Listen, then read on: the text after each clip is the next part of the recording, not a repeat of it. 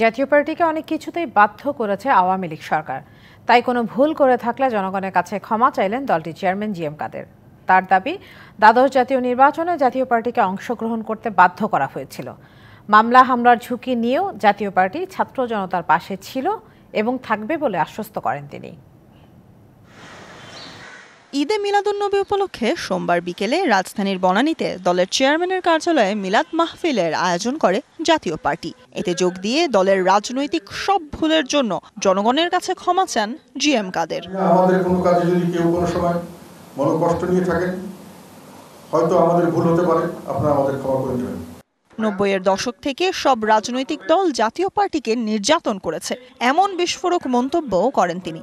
বলেন, রাজনৈতিক প্রেক্ষাপটে বিভিন্ন সিদ্ধান্ত নিতে তাদের বাধ্য করে অন্যান্য দল। শিয়া বাটার ও ভিটামিন ই সমৃদ্ধ lily glam beauty soap. Lily, always beautiful. বিভিন্নভাবে আমরা সবসময় নির্যাতিত হয়েছে, অন্যায়ভাবে আমাদেরকে অনেক কিছু করানো হয়েছে, যেটা হয়তো আমরা করতে চাই না। বড় বড় রাজনৈতিক শক্তিগুলি ৯০-এর পর থেকে প্রতিটি দলই আমাদের উপর অত্যাচার, নির্যাতন করেছে। জি.এম. কাদের দাবি করেন, ২০১৪-এর নির্বাচন বর্জন করতে চেয়েছিলেন হুসাইন মোহাম্মদ এরশাদ।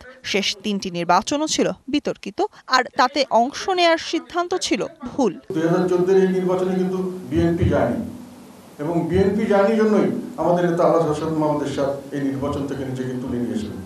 উনি বলেছিলেন যে সব দল যদি যায় তাহলে আমি নির্বাচনে যাব। জোর করে নির্বাচনে আনা হচ্ছে। 2018-তে ওটা আমরা নিজের ইচ্ছায় যাইনি।